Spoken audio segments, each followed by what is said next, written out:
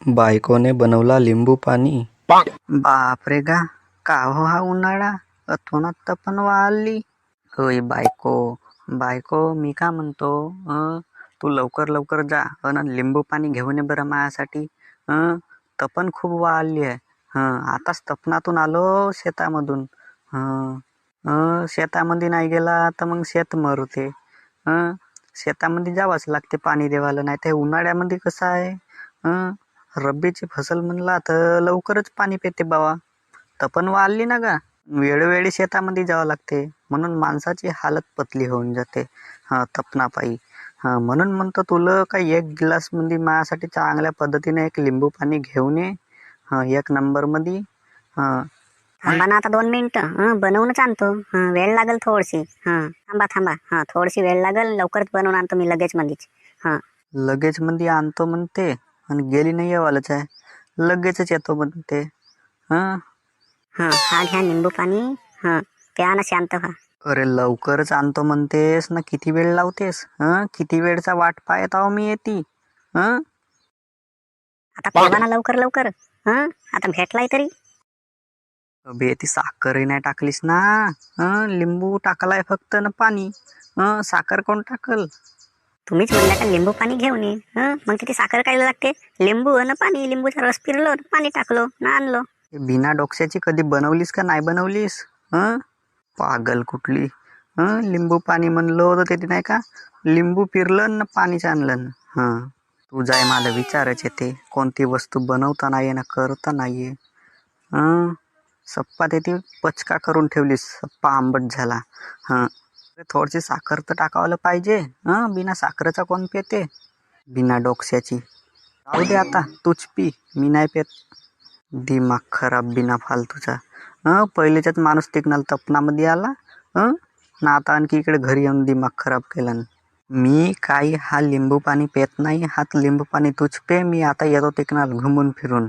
तुझ्या जवळ राहिलो तर माझा डोकसा खराब होते. पेवाचा नसे असं नाही म्हणत. असा बनवलं तसा बनवलं, खराब झाला बयकला. सप्पी माझी गलती. आपल्यावर कोणती ह्या नाही येऊ देत गलती. पप्पा दोष मलाच देतात. पाटील सांगते लिंबू पाण्याची मजा. आता पायगा पेट्रोराम भाऊ, बायकोले लिंबू पाणी बनवायला सांगलो, तर तिनं का केलं, लिंबू पिरलं ग्लासामध्ये आणि पाणी टाकून आणलं. अरे बराबरच तर केलं का? अरे कायच्या बराबर केलं?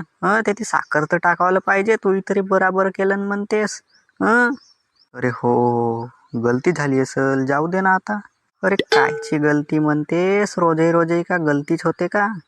अरे एक दिवस गलती होईल, दुसऱ्या दिवशी गलती होईल, रोजे रोजे थोडी गलती होते. अरे राहू दे ना, कायले ह्या करतेस तर बिना फालतूचा त्रास. वारलाच्या वारलाच बोंबलतेस. माझी तर गलतीच दिसते का, पण तिची गलती नाही दिसत. गलती तिना केलं, तिला कोणी काही नाही म्हणत.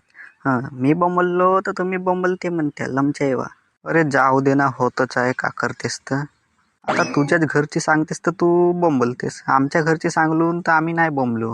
आमच्या घरी तोच आहे. आमच्या घरी गलत्या नाही करत का, मग का करशील? रोजे रोजे बोंबलून का करशील? आपला उगा मुगा रावाचा. अरे तो उगा मुगा राहिलास तर रोजही गलत्या करतील तर रोजही ऐकशील का? अरे नाही करत ना रोजे रोजे गलत्या, तूच वारलाच बोंबलतेस. टेन्शन घेऊच नको, वारलाच दिमागाले ताण तणाव लावूच नको. आरामशीर शांत दिमाग कर. ना घरी जा, ना चुपचाप जेवण कर ना झोपून जा. वारलाच बोंबलूच नको ना काही करूच नको. मनमानी उन्हाळा तापते, मनमानी तपन आहे. एक नंबर माटा म्हणला, थंडा थंडा पाणी पिऊन टाक, बड्यापैकी दिमाग शांत करून टाक, मस्त जेवण कर आणि झोपून जा पंख्याच्या हव्यामध्ये. आता तसाच करावं लागल. घरी जाऊन बोंबलून तर आणखी झगडा होय आहे. अरे पण का सांगू भाऊ तुला, आमच्या घरी रोजचाच आहे. रोजही बोंबलशील तरी रोजही तसाच आहे. अरे जाऊ दे ना, का करतेस तर. आता तुला सांगत होतो, काय बोंबलत नव्हतं मी. अरे होतच आहे, गलती झाली, आता झाली, होऊन गेली. आणखी का करतेस त्याच गोष्टीला बोंबलू बोंबलू. आता इकडे येऊन सांगलास आणखी दुसऱ्या जवळ जाऊन सांगशील. नाही सांगत का दुसऱ्या जवळ जाऊन. आता घरी जातो मी, जेवण खाऊन करतो, भूक लागली, शेतातून आलो आताच. चल रे बापा, आपल्यालाही घरी जावं लागल. मलाही भूक लागली जोरानं.